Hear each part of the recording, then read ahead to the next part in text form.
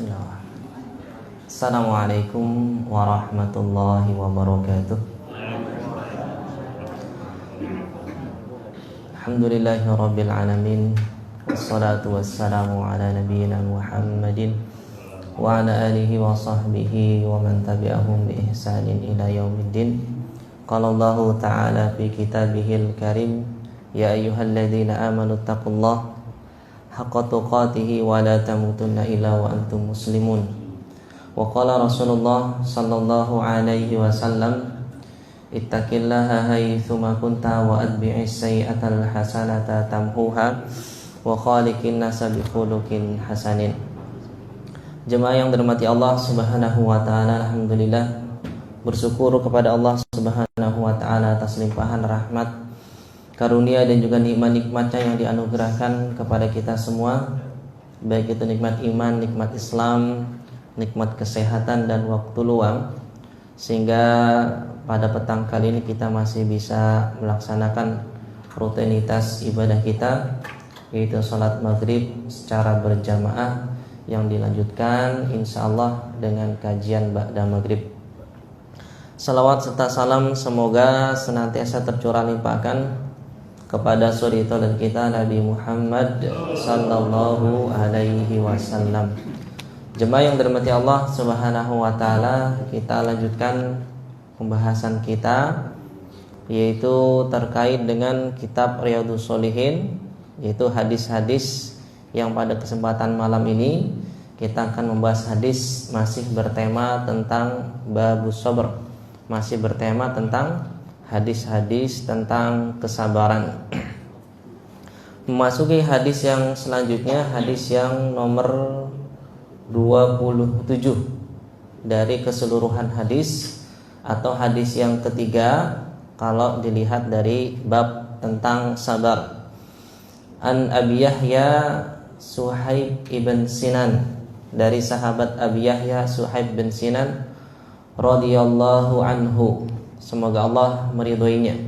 Qala, beliau berkata, qala Rasulullah sallallahu alaihi wasallam, Rasulullah sallallahu alaihi wasallam bersabda, ajaban li amril mu'min, sungguh menakjubkan perkara orang-orang beriman. Ajaban ini sesuatu yang menakjubkan. Di sini Rasulullah SAW menyampaikan di awal kalimat untuk memberikan sebuah perhatian, ya, menakjubkan, ya, dahsyat, atau redaksi yang lain misalkan luar biasa, itu ajaban. Cuman ajaban di sini kan ada dua, Pak, ya. Sesuatu yang menakjubkan, ada yang baik, ada yang buruk. Tapi yang dimaksud di sini adalah yang baik. Sini Rasulullah menyampaikan ajaban li amril mukmin. Jadi untuk menarik apa? Perhatian. Ya, biasanya orang kalau diawali dengan luar biasa, ada orang sangat luar biasa, pasti penasaran, ya. Pasti apa? Pasti penasaran. Kata Rasulullah, ajaban li amril mukmin, sungguh menakjubkan, ya, sungguh sangat luar biasa, ya, perkara orang-orang yang beriman. Jadi yang luar biasa siapa, Bapak Ibu? Orang yang beriman, ya. Inna amrahu kullahu lahu khairun, sesungguhnya seluruh perkara orang-orang yang beriman itu adalah khairun, semuanya adalah baik. Ini yang kata Rasulullah sebagai hal yang sangat luar biasa. Jadi seluruh perkaranya, seluruh urusannya itu adalah urusan yang baik. Walaisa dzalika li ahadin illa lil mu'min. Yang demikian itu tidak akan didapatkan kecuali hanya terdapat pada orang-orang yang beriman. Makanya nanti akan kita sampaikan kenapa kok hanya orang beriman. Artinya orang yang tidak beriman tidak termasuk ke dalam hadis ini. Sebabnya apa? Nah, itu akan kita sampaikan. Kenapa? Kata Rasulullah SAW, inna in asobat husarra'u syakar. Karena orang yang beriman, mereka kalau diberikan kebaikan, kalau ditimpa satu hal yang baik, syakar, mereka bersyukur, berterima kasih kepada Allah Subhanahu wa taala. fakana khairan lahu, maka ini baik baginya. Ya, kebaikan yang diikuti dengan rasa syukur ini baik baginya. Wa in asabathu dharra sabar, kalau dia ditimpa kesusahan, ditimpa musibah, sabar, dia bersabar, fakana khairan lahu, dan ini pun baik bagi orang tersebut. Rawahu Muslim, hadis ini diriwayatkan oleh Al-Imam Muslim. Jemaah yang dirahmati Allah Subhanahu wa taala, dalam hadis ini Rasulullah sallallahu alaihi wasallam menyampaikan kepada kita semua bahwasanya perkara orang-orang yang beriman itu adalah perkara yang menakjubkan, sesuatu yang luar biasa. Artinya orang yang beriman ini adalah orang yang dilihat dari segala sisinya itu pasti baik. Ya, terutama orang yang keimanannya sempurna. Karena iman itu kan bertingkat-tingkat, Bapak Ibu.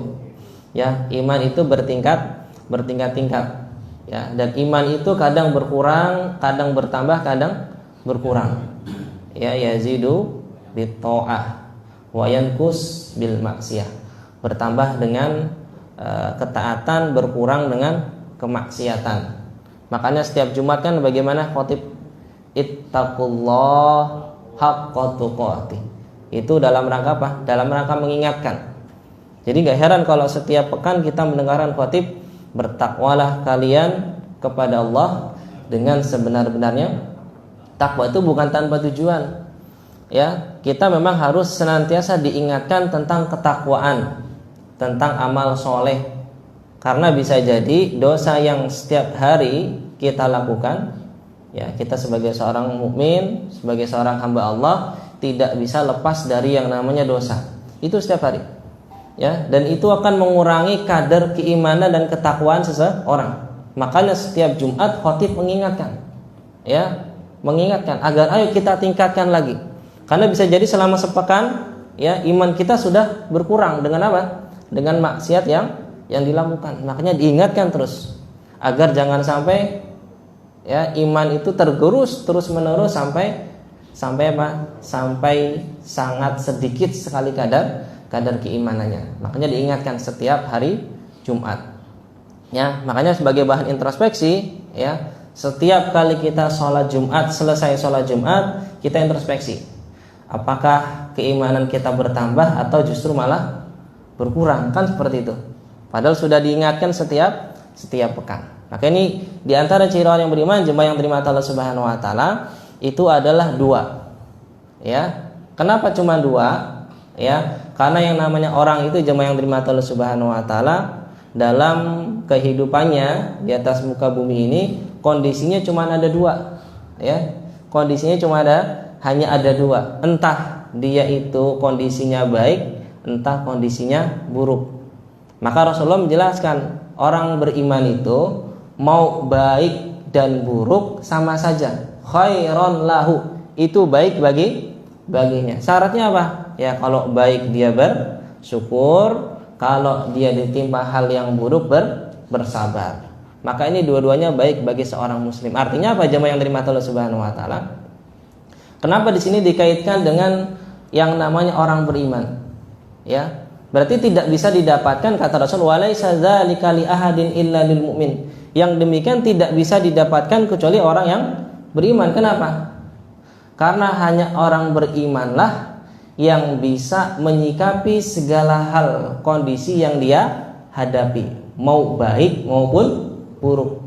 Jadi yang bisa mengontrol dirinya, jemaah yang dirahmati Allah Subhanahu wa taala, yang bisa mengontrol sikapnya dalam menghadapi segala sesuatu adalah iman.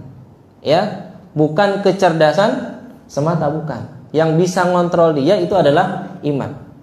Karena sikap kita terhadap segala sesuatu, jemaah yang dirahmati Allah Subhanahu wa taala, ya, sikap kita terhadap segala sesuatu atau sikap manusia yang terhadap segala sesuatu yang ia hadapi, ya, itu akan mempengaruhi apa? Akan mempengaruhi tindakan. Betul, Pak, ya? Sikap itu akan mempengaruhi tindakan. Dan tindakan itu antara pahala ataupun dosa. Makanya harus dikontrol. Harus dikontrol. Jadi kita setiap hari ini selama 24 jam, selama 1 pekan, selama 1 tahun, tentunya banyak kondisi-kondisi yang kita hadapi. Ya, berangkat kerja yang kehujanan, macet, ya enggak, bane gembes, ya. Bane gembes, pemaning sing motore, yang motornya apa? Motor tua, bola-bali apa? Mogok. Itu kan kondisi yang dihadapi. Nah, seorang muslim bagaimana dia ketika menghadapi hal yang demikian? Maka yang bisa mengontrol itu apa? Iman. Ya, yang bisa mengontrol seseorang dalam menghadapi kondisi yang dia hadapi itu adalah iman. Baik hal itu baik maupun buruk. Tadi buruk misalkan apes misalnya. Maupun yang baik. Ya enggak? Gajinya naik, pangkat naik misalkan. Itu kan kebaikan. Maka harus disikapi. Bagaimana seorang muslim itu menyikapi hal-hal baik yang ia hadapi. Apa yang bisa mengontrol? Iman. Bukan kecerdasan semata, Bapak Ibu. Bukan kecerdasan semata.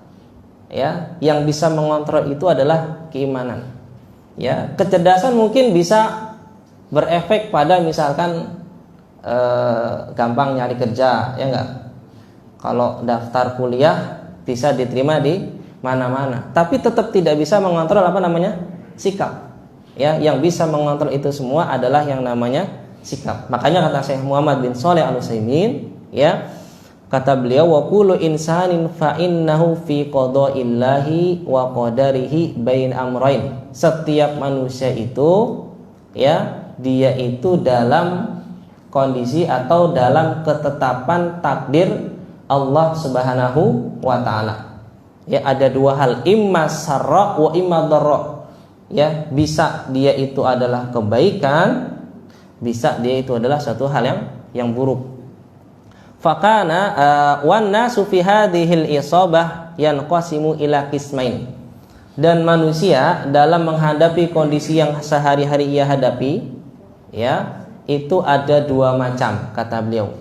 Mukmin wa ghairu mukmin. Yang pertama orang yang beriman, yang kedua tidak beriman. Makanya tadi yang bisa ngontrol itu adalah iman, bukan kecerdasan, bukan pangkat, bukan jabatan, bukan gelar, ya, bukan kedudukan, tapi apa? Keimanan yang bisa mengontrol.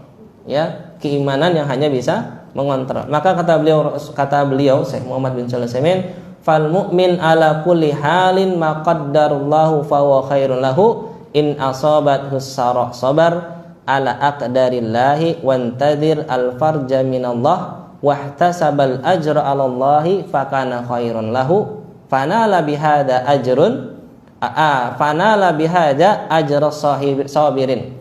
Kata Syekh Muhammad bin Shalih Al-Utsaimin, orang yang beriman itu, ya, ketika Allah takdirkan kepadanya, ya, dia ditimpa dengan suatu hal yang buruk, ya, maka dia bersabar terhadap takdir dan ketetapan Allah. Wantadhara al-farja minallah, dan dia menunggu, ya, menanti pertolongan dari Allah Subhanahu wa taala. Wahtasaba, dan yang paling penting ini, Pak. Kalau kita dikasih musibah, jangan lupa kita ihtisab. Apa ihtisab? Mengharapkan pahala. Jadi jangan disangka musibah yang kita terima itu tidak berpahala. Ya, makanya kalau kita dapat musibah, hati kita apa? Mengharapkan pahala dari Allah. Yang kita harapkan itu kan pahala, ya Pak, ya. Kalau kita dikasih musibah, apa sih yang kita harapkan? Kan pahala. Ya, pahala dari Allah Subhanahu wa taala dengan bersabar. Maka kata beliau, fahuwa khairun lahu, ya, fanala bihadza ajru sabirin. Maka yang itu baik baginya sehingga dia mendapatkan pahala orang-orang yang bersabar. Dulu sudah pernah kita sampaikan, innama yuwaffas sabiruna ajruhum bighairi hisab. Sesungguhnya pahala orang-orang yang bersabar itu tanpa batas.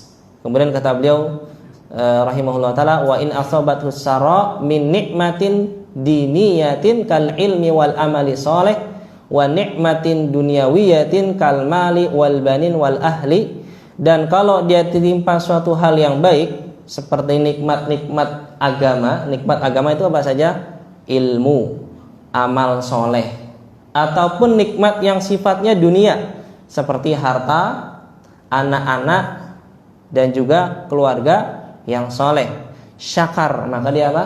Bersyukur kepada Allah Subhanahu wa taala. Wa dzalika bil qiyami bi taatillah, dan yang demikian dia bersyukur. Bagaimana cara bersyukurnya? Dengan menjalankan ketaatan kepada Allah. Jadi ini Pak, jadi yang namanya syukur itu bukan hanya di ucapan alhamdulillah, naik pangkat, naik gaji, alhamdulillah, tapi gunakanlah ya apa yang Allah berikan tersebut dalam rangka ketaatan kepada Allah. Ini namanya cara dia bersyukur. Ya, maka kata beliau li anna syukra laisa mujarrad qaulul insan, karena yang namanya syukur itu bukan hanya sekedar perkataan. Ya, bal huwal qiyamu bi taatillah, tapi yang namanya rasa syukur harus dilaksanakan dalam rangka ketaatan kepada Allah Subhanahu wa taala. Maka seorang muslim kata beliau, kalau dalam kondisi seperti ini diberikan nikmat bersyukur, diberikan musibah dia bersabar, maka dia mendapatkan dua nikmat sekaligus. Ya, mendapatkan apa? Dua nikmat sekaligus kalau dia bersyukur. Yaitu apa? Nikmatud dunya ya, wa nikmatud din. Nikmat dunia dan nikmat agama. Saya ulangi Pak ya. Orang kalau bersyukur kepada Allah diberikan kebaikan, ya, orang kalau dikasih kebaikan oleh Allah Subhanahu wa taala bersyukur, maka dia dapat kedua kebaikan. Ya. Kebaikan pertama atau nikmat yang pertama nikmat dunia. Nikmat yang kedua adalah nikmat agama, masyaallah ya. Ini kalau bersyukur nikmatnya double Bapak Ibu. Nikmatnya apa? Nikmatnya double. Nikmat dunia maksudnya apa? Ya kebaikan tadi. Ya. Nikmat dunia apa? Kebaikan tadi. Rezeki lancar, ya enggak? Keluarga diberikan kesehatan, keberkahan, ya enggak? Jarang sakit. Ini namanya apa? Kenikmatan dunia. Kemudian dia bersyukur dapat nikmat agama, yaitu apa? Dapat nikmat agama kata Syekh Muhammad bin Shalih Al-Utsaimin, ya. Wa nikmatud din bisyukr, ya, dan nikmat agama itu dengan bersyukur yang dengannya dia mendapatkan pahala dari Allah. Insyaallah sudah dapat nikmat dunia, dapat nikmat agama, double combo ya. Double apa? Double combo. Wa ammal kafiru, adapun orang-orang kafir, fahuwa ala syarrin. Orang kafir itu apapun kondisi yang dia dapatkan, mereka dalam keadaan syarr, dalam keadaan yang buruk, wal iyadu billah. In asabathu dharra lam yasbir, kalau dia dapat musibah dia tidak bersabar. Bal apa? Yatadajjar, dia itu apa? Emosi, marah, protes. Bil wail, dengan apa? Dengan mencela, ya, dengan mencela, dengan apa? Dengan memaki, mencaci maki ataupun yang semisalnya, bahkan mencaci maki Allah Subhanahu wa taala. Maka yang demikian jemaah yang dimata Allah Subhanahu wa taala tidak akan didapatkan oleh orang-orang kafir. Ya, bahkan dulu sudah pernah disampaikan Pak ya. Kalau orang muslim, orang yang beriman, mau takdirnya baik ataupun tidak baik, dua-duanya bagus. Ya, dua-duanya baik bagi orang mukmin. Tapi kalau orang kafir mau dapat nikmat, mau dapat musibah, dua-duanya buruk. Kenapa demikian? Di sini disampaikan oleh Syekh Muhammad ibn Shalih Al-Utsaimin, ya, beliau ini orang mukmin kalau seandainya pun dapat nikmat, kita jelaskan penjelasan beliau, wa in asabat husara lam yaskurillah fakanat hadhihi sara iqaban alaihi fil akhirah. Kata Syekh Muhammad bin Shalih Al-Utsaimin, orang kafir Pak, orang kafir itu kalau mendapatkan kebaikan mereka enggak bersyukur kepada Allah. Ya, mereka enggak bersyukur kepada Allah, sehingga apa? Sehingga jadilah nikmat dunia ini, ya, menjadi sebab iqaban, menjadi sebab hukuman ataupun azab dari Allah Subhanahu wa taala fil akhirah, nanti di akhirat. Jadi nikmat nikmat yang dirasakan oleh orang-orang kafir selama di dunia itu justru menjadi sebab azab yang Allah berikan. Masyaallah. Berarti kan buruk Pak ya. Kalau orang muslim gimana tadi? Dikasih kenikmatan, bersyukur, dapat 2 nikmat. Nikmat pertama ya kebaikan itu sendiri.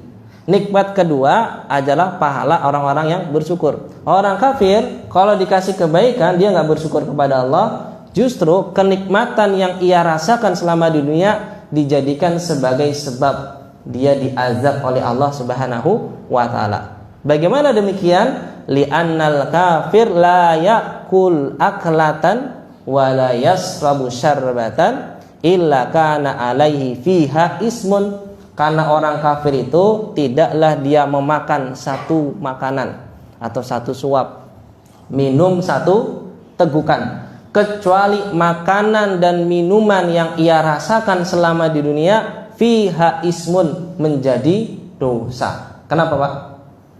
Kenapa Pak? Dulu sudah pernah dijelaskan, masih ingat?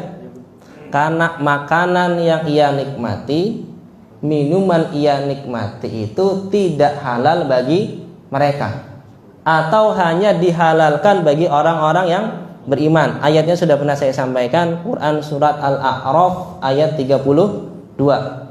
Perhatikan Pak ayatnya, bunyinya Pak ya. Kul man harrama zinatallah. Katakanlah siapakah yang berani mengharamkan perhiasan dari Allah Subhanahu wa taala, allati akhraja li'ibadihi, yang Allah keluarkan, yang Allah sediakan, yang Allah peruntukkan untuk hamba-hambanya, wat thayyibat, dan segala macam kebaikan yang halal, minar rizki, berupa rizki. Kul, katakanlah, perhatikan Pak ayatnya Pak, hiya lilladzina amanu fil hayatid dunya.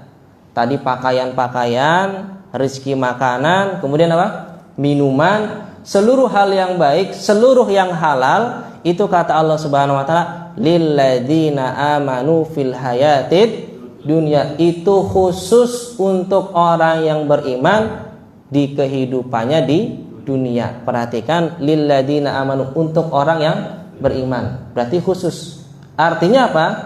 Ya kita pahami, berarti kalau bukan orang beriman tidak berhak merasakan atau menikmati apa yang Allah peruntukkan untuk orang beriman. Syaratnya apa? Beriman.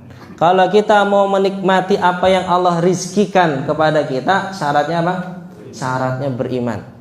Ya, khalisatan yaumal qiyamah, dan ini juga khusus pada hari kiamat. Idan, kata Syekh Muhammad bin Shalih Al-Utsaimin, hiya lil ladzina amanu khassatan wa hiya khalisatan lahum yaumal qiyamah. Maka ini hanya khusus bagi orang-orang yang beriman. Karena kata Allah, itu semua khusus diberikan untuk orang beriman. Jadi kalau bukan beriman, kata beliau apa? Wa yaquluna haraman alaihim wa yu'aqabuna 'alaiha yaumal qiyamah. Jadi makanan yang orang kafir rasakan setiap hari Bapak Ibu, itu sejatinya khusus untuk orang beriman. Karena yang namanya nikmat Allah itu haruslah digunakan dalam rangka ketaatan kepada Allah. Allah tidak ridho kalau seandainya nikmatnya itu digunakan untuk bermaksiat. Orang kafir makan tapi dia beribadah kepada selain Allah, berarti kan dia merasakan nikmat Allah, tapi dia sendiri apa? Bermaksiat kepada Allah. Makanya Allah tidak ridho. Ya, Allah tidak ridho. Ya, maka nikmat yang Allah turunkan, ya, segala hal yang halal yang ada di atas muka bumi ini semuanya diberikan kepada hamba-hambanya, khusus untuk orang yang beriman. Ya, khusus untuk orang yang beriman. Maka orang kafir tidak berhak, haram. Pakaian yang mereka kenakan, Pak, kalau kita pakai pakaian selama sumbernya halal Pak ya, selama kita sumbernya halal, kerja bukan nyolong ya, bukan mencuri, halal bagi kita. Orang kafir walaupun mereka kerja hasilnya halal tapi haram. Kenapa? Karena ini untuk orang yang beriman. Makanan yang mereka nikmati setiap hari untuk orang yang beriman. Ya, inilah makanya walaisa dzalika li ahadin illa lil mukmin. Maka yang demikian tidak akan didapatkan kecuali bagi orang-orang yang beriman. Jadi orang kafir mau dapat nikmat, mau dapat musibah, buruk bagi dia. Mau dapat musibah, buruknya berarti double Pak ya. Buruknya double berarti apa? Kebalikan orang beriman. Dikasih takdir yang buruk, dia tidak bersabar. Ya, tidak apa? Tidak ridho, tidak bersabar. Ya. Nanti di dunia dia apa? Diazab oleh Allah Subhanahu wa taala. Berarti mau buruk ya ataupun baik, orang kafir itu tetap seluruh keadaannya itu buruk bagi orang kafir. Tidak demikian bagi orang-orang yang beriman. Kemudian jemaah yang dirahmati Allah Subhanahu wa taala, ini penjelasan Syekh Muhammad Ibn Shalih Al-Utsaimin. Sehingga apa jemaah yang dirahmati Allah Subhanahu wa taala? Orang yang beriman itu segala kondisinya itu pasti baik. Maka kalau bisa menggabungkan dua hal ini, Masya Allah, luar biasa. Kalau ada orang beriman bisa menggabungkan antara sabar dan syukur, ini kata Rasulullah, ajaban, sesuatu yang luar biasa, sesuatu yang menakjubkan. Maka orang muslim yang menakjubkan ya ini, ya, orang muslim yang menakjubkan ya ini. Kalau dikasih kebaikan bersyukur, diberikan musibah bersabar. Kalau dua ini bisa digabungkan, ini luar biasa. Tapi jarang yang bisa. Ya, tapi ada kisah, Pak. Jamaah yang dirahmati Allah Subhanahu wa taala, kisah tentang seorang ulama ya, seorang ulama alil hadis. Ya, beliau ini salah satu di antara kisah beliau ini salah satu di antara kisah yang dijadikan oleh para ulama sebagai contoh bagaimana seorang hamba ini bisa memadukan antara bersabar dan bersyukur. Nah, seorang ulama ini mungkin sudah sering didengar, Pak ya. Namanya adalah Abu Kilabah Al-Jarmi. Abu Kilabah ini kunyah, Pak ya. Abu Kilabah ini kunyah. Nama aslinya adalah Abdullah bin Zaid Al-Jarmi. Abdullah bin Zaid Al-Jarmi nama aslinya. Kalau nama kunyahnya adalah Abu Kilabah Al-Jarmi. Beliau ini jemaah yang dirahmati Allah Subhanahu wa taala, orang Basrah, tapi meninggal di Syam kalau nggak salah. Ya, beliau pernah ditawari untuk jadi qadhi, untuk jadi apa? Untuk jadi hakim, tapi nggak mau, kabur, ya. Kabur, nggak mau jadi hakim. Karena apa? Karena ini amanah yang berat. Beliau pergi bersama dengan seorang putranya yang kalau nggak salah umurnya masih belasan tahun. Ya, umurnya masih belasan tahun. Suatu saat jemaah yang dirahmati Allah Subhanahu wa taala, ada salah seorang prajurit yang bernama Abdullah bin Muhammad. Kalau tadi Abdullah bin Zaid, sekarang ada seorang prajurit ditugasi oleh pemimpinnya untuk apa namanya, Pak ya? Kalau ngontrol itu namanya apa, Pak? Inspeksi ya, atau kalau hansip kan apa? Siskamling ya. Pokoknya untuk inilah, ngecek daerah perbatasan ya, ngecek daerah perbatasan. Karena ada prajurit yang memang tugasnya apa? Menjaga di daerah perbatasan. Orang ini namanya Abdullah bin Muhammad. Ya, ketika beliau sedang ngecek di daerah padang pasir ya, seperti itu, beliau melihat ada suatu bangunan, bukan bangunan, tenda. Ya, ada tendanya ini, Masya Allah ya. Tendanya ini kalau dilihat dari kondisinya seperti tidak berpenghuni. Kenapa? Karena sudah apa ya? Sudah lusuh. Sudah apa? Sudah lusuh. Ya, sudah lusuh. Tapi yang bukan ada orangnya. Akhirnya apa? Dicek. Siapa tahu nanti di situ apa? Musuh sedang apa? Sedang bersembunyi kan? Sedang mengintai kan, kita nggak tahu. Namanya prajurit kan apa? Ngecek. Nah, dicek sajalah. Nanti di situ ada apa? Ada orang butuh pertolongan atau bahkan jadi tempat persembunyian musuh. Ternyata ketika dicek ada seorang yang sudah sepuh. Ya, yang lebih memprihatinkan, matanya sudah buta, badannya sudah lumpuh, nggak bisa jalan. Ya, nggak bisa jalan. Nah, beliau ini siapa namanya tadi? Abdullah bin Muhammad ya, mengintai, memperhatikan apa yang sedang dilakukan oleh kakek tersebut. Ternyata kakek tadi walaupun sedang duduk, Pak ya, duduk di tanah, sedang berdoa. Allahumma auzi'ni an ahmadaka hamdan ukafi bihi syukra nikmatik. Ya Allah, tunjukilah aku agar aku bisa memujimu sehingga aku bisa menunaikan rasa syukurku kepadamu. Kemudian wa faddaltani ala kasirin min man khalaqta tafdila, dan engkau telah anugerahkan kepadaku kelebihan yang tidak engkau berikan kepada kebanyakan makhluk yang telah engkau ciptakan. Nah, kalimat yang diucapkan oleh seorang kakek tadi membuat Abdullah bin Muhammad prajurit tadi apa? Heran. Ini orang lumpuh, buta, sendirian, gak ada keluarganya. Ucapan yang dikatakan apa? Ya Allah, bantulah saya agar bisa bersyukur, karena Engkau telah memberikan kepadaku kelebihan. Kelebihan apa? Yang tidak Engkau berikan kepada kebanyakan makhluk yang Engkau ciptakan. Pertama, ini kok orang bersyukur, padahal kondisinya apa? Lumpuh. Yang kedua, bingung. Kelebihan apa? Ini bukan kelebihan, justru apa? Kekurangan. Oh, nggak bisa ngelihat, ya, lumpuh, nggak bisa jalan, ya, nggak bisa gerak, ya, tapi sedang apa? Sedang berdoa kepada Allah Subhanahu wa Ta'ala. Akhirnya karena penasaran apa? Masuk, ya. Assalamualaikum, dijawab sama kakek tadi, waalaikumsalam, ya. Kemudian kata kakek tadi, kamu siapa? Diceritakan, saya sedang ngecek, ya, wahai bapak, wahai kakek, sedang ngecek keadaan sekitar. Kemudian saya mendapatkan engkau berada di dalam tenda berdoa, yang saya sendiri heran. Keheranan pertama, wahai kakek, engkau berdoa agar bisa dibantu bersyukur, sedangkan kondisi engkau seperti ini. Dan engkau sampaikan juga tadi apa? Engkau telah diberikan apa? Kelebihan. Yang saya lihat, wahai kakek, nun sewu, jenengan ini apa? Kekurangan, bukan apa? Bukan kelebihan. Ya, kata siapa? Kata Abdullah bin Muhammad.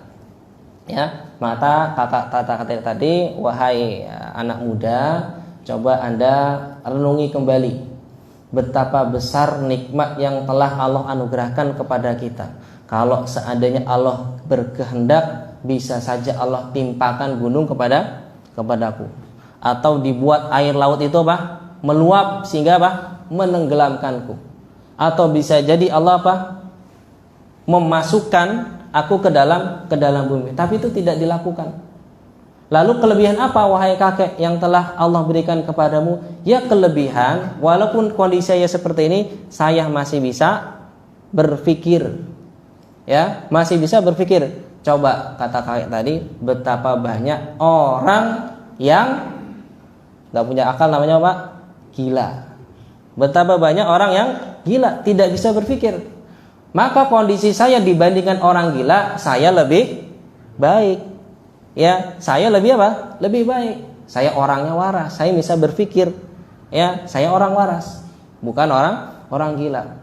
Allah juga memberikan kepadaku nikmat lisan, yang dengannya saya bisa berzikir, bisa baca Al-Quran. Saya juga masih bisa mendengar dan segala macam. Disebutkan nikmat-nikmat yang masih ada pada beliau. Maka ini pada kakek tersebut, kebetulan wahai anak muda, ya, kamu ini datang.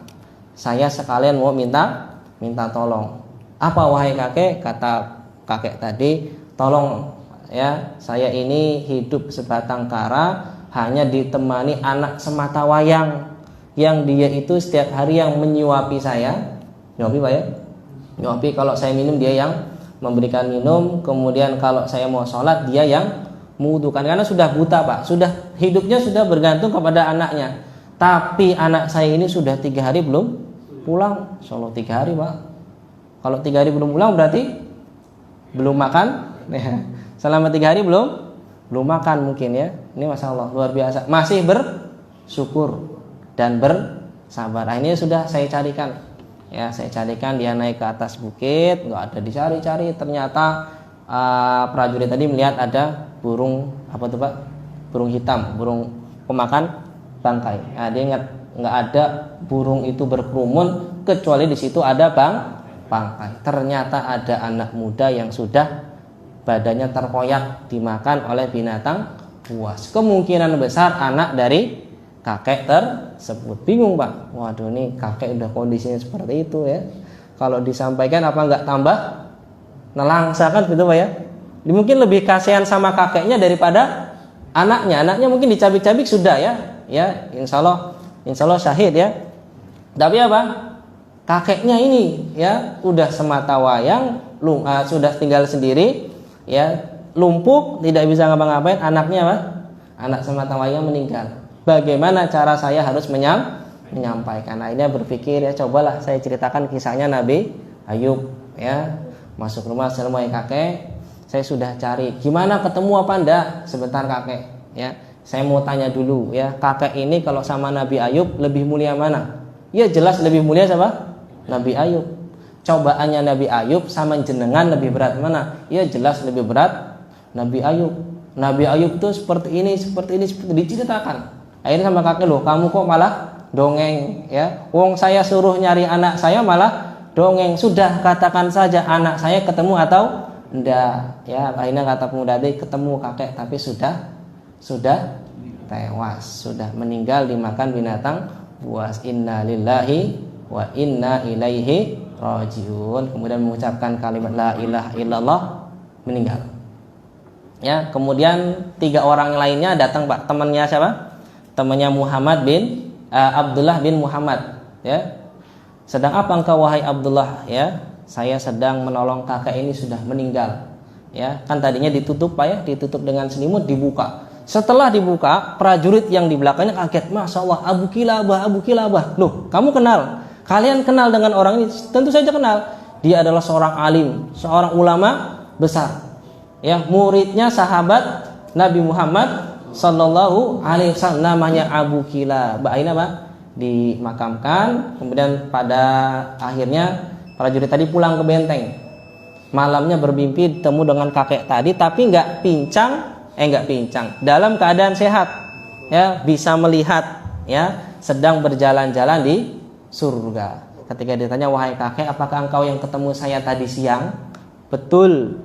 Ya, kenapa engkau bisa masuk surga? Jawabannya, karena saya bisa menggabungkan antara sabar dan syukur. Masalah ini, Pak, ya, cuma yang dimatakan Allah Subhanahu wa taala, kisah yang sangat luar biasa. Bagaimana seorang muslim bisa menggabungkan antara bersabar dan bersyukur. Ya, ini bisa kita contoh, Pak. Ya, Abu Kilabah walaupun dalam kondisi kekurangan, dia tetap bisa bersyukur dan bersabar. Dan walaupun dalam kondisi yang penuh dengan kekurangan. Kenapa? Karena prinsipnya satu, sebagaimana hadis Rasulullah SAW, unduru ila man huwa asfala minkum wala tanhuru ila man huwa fawqukum. Lihatlah kepada orang yang kondisinya berada di bawah kalian, jangan yang ada di atas kalian. Ya, Abu Kilabah tadi, jemaah yang dirahmati Allah Subhanahu wa taala, ya, walaupun dia kondisinya demikian, dia bandingkan nikmatnya dengan kenikmatan yang tidak dirasakan oleh orang lain. Iya, saya lumpuh, saya tidak bisa menggerakkan kaki, tidak bisa menggerakkan tangan, saya juga buta, tapi saya masih punya pendengaran. Banyak orang yang tidak bisa mendengar. Saya memang lumpuh, buta, tapi saya masih punya akal. Banyak orang di luar sana yang Allah takdirkan gila. Ya, Allah masih berikan kepada saya apa?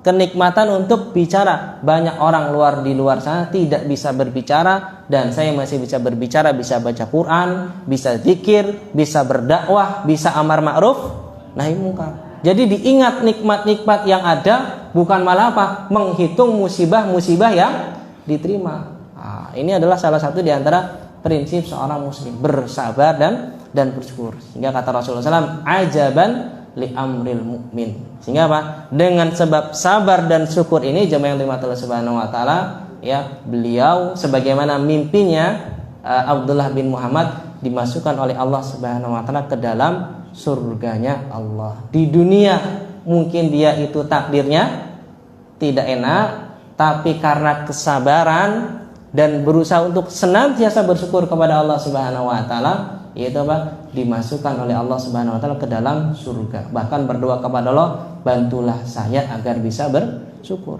Maka kalau kita mau bersyukur, ya baca doa, Pak. Doanya gimana? Sudah sering disampaikan, Pak.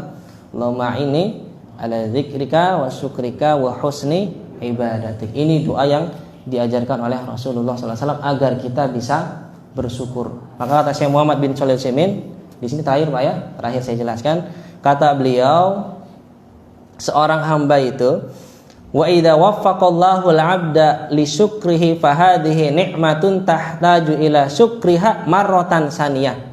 Jadi namanya rasa syukur itu kan taufik dari Allah, Pak, ya. Taufik bukan, Pak?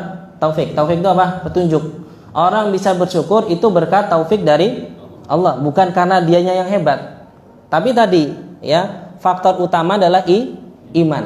Faktor utama kalau beriman, maka akan diberikan taufik oleh Allah agar menjadi hamba yang bersyukur. Maka seorang hamba kalau diberikan taufik bisa bersyukur terhadap nikmat yang Allah berikan, fahadhihi nikmatun tahtaju ila syukriha marratan saniyah. Orang kalau bisa bersyukur kepada Allah, diberikan taufik agar bisa bersyukur, ini nikmat butuh untuk nikmat yang kedua kalinya.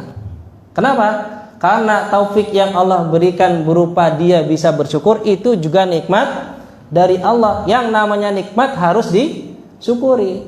Jadi dia dapat taufik oleh Allah, ya itu adalah nikmat. Jadi dia harus mensyukuri nikmat yang kedua kalinya. Agar apa? Agar senantiasa ditambah, sebagaimana firman Allah Subhanahu wa taala, wa in ta'addana rabbukum la in syakartum la azidannakum. Makanya kata Allah Subhanahu wa taala, kalau kalian bersyukur nikmatnya ditambah. Maka seorang mukmin tidak bisa tidak, harus senantiasa bersyukur terus-menerus. Dikasih kebaikan bersyukur. Ya, syukur ini nikmat dari Allah. Ketika dia bisa bersyukur, harus bersyukur kembali. Kenapa? Karena diberikan taufik untuk bersyukur. Terus seperti itu. Jadi setiap saat hidupnya penuh dengan bersyukur kepada Allah. Syukur lagi, dikasih taufik lagi. Syukur lagi, dikasih taufik lagi. Syukur terus. Sampai kapan? Sampai ajal menjemput. Bersyukur kepada Allah sampai ajal menjemput. Ini jemaah yang dirahmati Allah Subhanahu wa taala, penjelasan yang diberikan oleh Syekh Muhammad bin Shalih Al-Utsaimin terhadap hadis yang nomor 27. Dari saya cukup sekian. Barangkali ada yang mau ditanyakan, monggo silakan.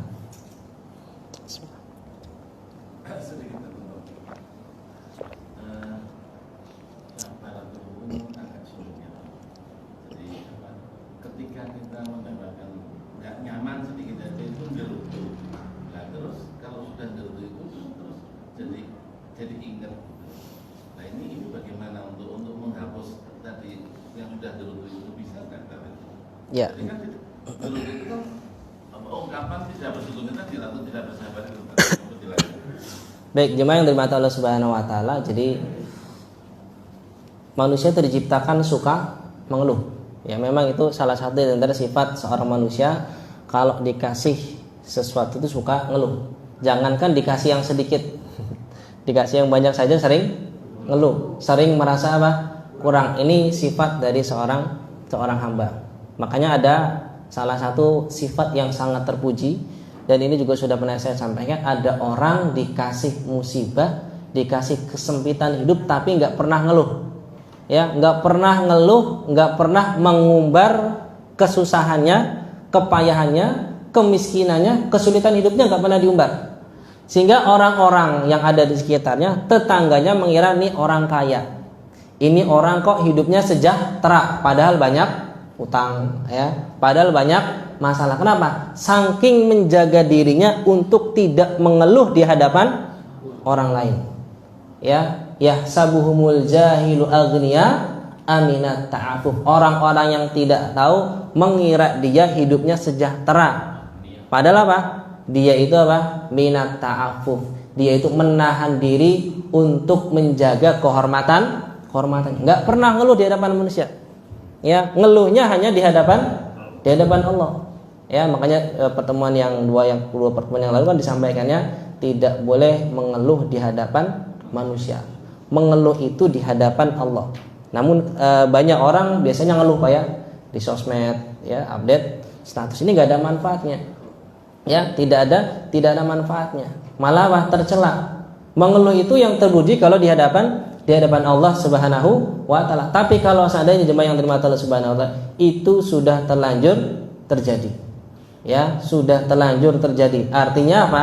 Seorang kalau dikasih suatu musibah, di suatu hal yang tidak ia senangi, dia itu ngeluh, berarti kan ini indikasi dia tidak bersabar. Padahal bersabar hukumnya wajib. Jadi kan dosa. Ya, orang yang suka ngeluh, ya, mengekspresikan bahwasanya dia tidak terima terhadap takdir Allah Subhanahu wa taala, ini menunjukkan dia tidak sabar. Artinya apa? Dia berdosa. Maka apa? Beristighfar kepada Allah.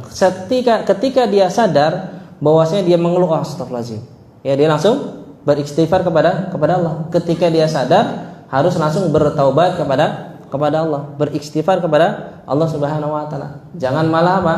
Jangan malah diumbar, ya, jangan malah diinformasikan kepada orang lain. Ya, enggak boleh, apalagi tadi mengumbar dengan niat agar orang lain kasihan kepada orang tersebut. Jangan sampai seperti itu. Ya, kita kalau ada minta pertolongan kepada Allah. Ya, khawatirnya tadi kalau kita sering ngeluh, ya itu bisa mengindikasikan bahwasanya apa? Dia tidak terima terhadap takdir yang sudah Allah tetapkan. Jadi kalau seseorang sudah terlanjur misalkan mengucapkan kalimat yang tidak diridhoi Allah Subhanahu wa taala, ya langsung istighfar, bertobat kepada Allah Subhanahu wa taala. Seketika itu juga. Ya, seketika itu juga astagfirullah. Ya, ini adalah hal yang bisa insyaallah menghapus kesalahan tersebut. Wallahu a'lam. Ada lagi, Pak? Monggo. Kaitannya tadi dengan kisah ulama besar Abu Kilabah. Ya. Ya. Nah, itu kan tadi kan ditawari menjadi Qadhi. Malah beliaunya melarikan diri dalam tanda kutip, Iya. karena tidak mau menjawab itu. Nah, akhirnya beliaunya kemudian yang saya pertanyakan adalah, lalu ilmunya kenapa tidak dia manfaatkan kalau dia seorang ulama? Ini malah dia milih yang seperti itu. Iya. Itu bagaimana? Baik, ini bagus pertanyaannya. Jadi ada orang kok berilmu tapi dikasih amanah untuk bisa menyampaikan ilmu tapi tidak mau. Nah, kalau ini Pak, jemaah yang dirahmati Allah Subhanahu wa taala, ini antara dua hal. Antara menyampaikan ilmu, ya, atau amanah yang sangat besar yang kalau seandainya dia gagal, khawatir nanti terjerumus ke dalam dosa yang lebih besar. Jadi dia mengambil kepada, ya, maslahat untuk dirinya. Mungkin orang lain bisa mengambil manfaat dari ilmunya, tapi dia takut nanti kalau jadi qadhi, dia itu tidak adil dalam memutuskan perkara, ya, atau tergiur sama yang namanya apa? Jabatan. Sehingga apa? Yang seharusnya dia bersikap zuhud menjadi tamak terhadap dunia. Jadi kalau ada seorang ulama ditawari kedudukan yang strategis tidak mau, bukan berarti tidak mau mengamalkan ilmu. Takut terhadap fitnah jabatan. Karena orang sudah menduduki tempat yang tinggi tidak mau turun, ya, atau tergoda dengan yang namanya harta. Kan sudah banyak contohnya, Pak. Seorang ulama masuk pemerintahan, dulunya istiqomah, sekarang jadi apa? Ya. Jadi apa istilahnya, ada fatwa bayaran misalkan, ya. Ya, yang penting ada uang, dicarikan dalilnya, oh halal. Kan ada seperti itu, Pak. Ada nggak, Pak? Ada, banyak malah, ya, bukan ada, ya, banyak. Ya, namanya seorang ulama kan pasti paham dalil. Ya, tinggal misalkan apa namanya tadi, pesanan, ya, mau bayar berapa, nanti dicarikan dalilnya, wah ini boleh. Itu yang ditakutkan, Pak. Ya, fitnah yang namanya harta, fitnah yang namanya jabatan. Sehingga dia apa? Mengambil kemaslahatan untuk dirinya. Kayak saya Muhammad bin Shalih Utsaimin, beliau juga apa? Ditawari jadi qadhi tapi nggak mau, dia jadi ngajar aja. Ngajar di mana? Di tempat kelahirannya. Nih, ya, yang bukunya yang saya baca, beliau juga pernah ditawari jadi apa?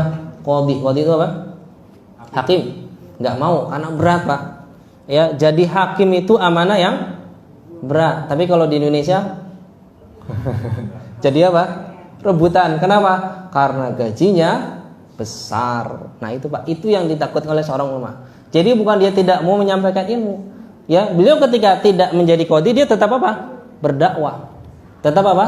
Tetap berdakwah. Ya, buktinya, ya, riwayat-riwayat hadis yang beliau riwayatkan sampai kepada kita. Beliau kan meriwayatkan hadis dari para sahabat, ya. Jadi dia kan muridnya sahabat Rasulullah. Meriwayatkan banyak hadis yang hadisnya sampai kepada kita. Orang kalau belajar hadis pasti kenal sama yang namanya Abu Kilabah. Kenapa? Karena beliau seorang perawi. Nah, seorang perawi, dan dia menolak jadi qadhi karena tadi takut terhadap fitnah jabatan. Takutnya nanti apa? Tidak istiqomah, malah terjatuh ke dalam dosa yang lebih besar. Ini yang beliau takutkan. Ya. Apakah beliau juga tidak berpikir nanti kalau diambil qadhinya itu di orang lain yang justru apakah tidak malah mudaratnya lebih banyak? Ya, ini juga, ya, ini kan spekulatif, Pak, ya. Ini kan apa?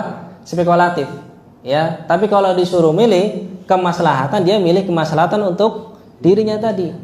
Ya, untuk dirinya tadi. Adapun misalkan tadi kalau dia tidak jadi qadhi, nanti khawatir ada orang lain yang mungkin kualitasnya buruk. Ini kan masih sifatnya apa? Spekulatif, ya kan? Belum tentu. Makanya dia apa? Ngambil yang namanya cara aman, berhati-hati terhadap keputusan yang dia ambil. Karena kalau salah nanti bahayanya ke diri sendiri. Tapi kalau dia tinggalkan itu, belum tentu apa tadi?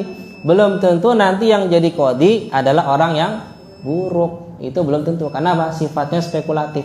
Bisa iya, bisa tidak. Tapi kalau dia tertipu oleh jabatan, itu pasti namanya sebuah kecelakaan, terjatuh ke dalam perbuatan dosa. Makanya langkah yang dia lakukan tadi sebagai bentuk kehati-hatian dan bentuk kewaraan dan kesudahan beliau. Bahwasanya apa?